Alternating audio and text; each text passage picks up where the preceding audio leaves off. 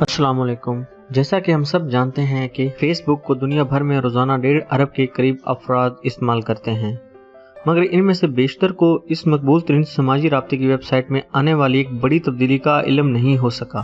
دوستو، ویڈیو دیکھنے سے پہلے ہمارے یوٹیوب چینل ٹیکٹوپیڈیا کو سبسکرائب کریں اور بیل آئیکن پر ضرور کلک کریں تاکہ ہر آنے والی ویڈیو آپ کو وقت پر ملتی رہے۔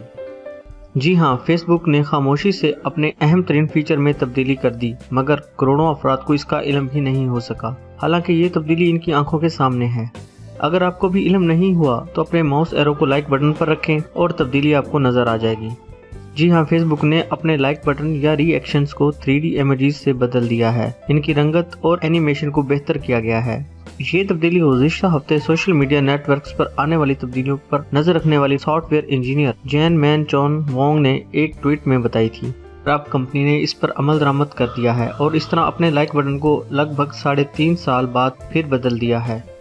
اب بھی فیس بک ری ایکشنز میں 6 ایموجیز ہیں، یعنی تھم، ہارٹ، ہاہا، واو، سیڈ اور اینگری۔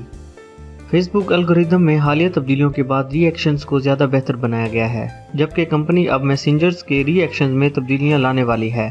ویسے تو فیس بک کے نئے ایموجیز بہت زیادہ بڑی نہیں، مگر فیس بک صارفین کے لیے کافی پرلطف تجربہ ضرور ثابت ہوگا۔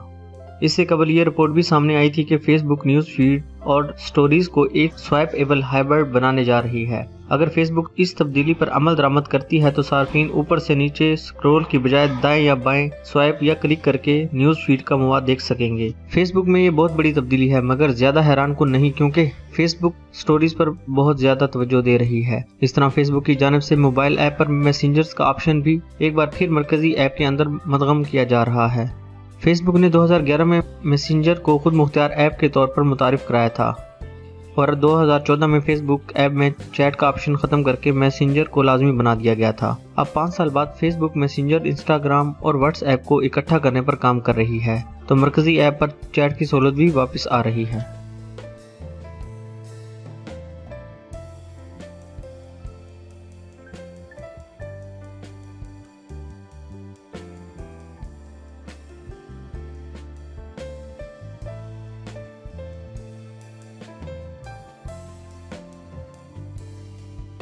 اگر آپ کو یہ ویڈیو اچھی لگی تو اسے لائک کریں، شیئر کریں اور سبسکرائب کریں۔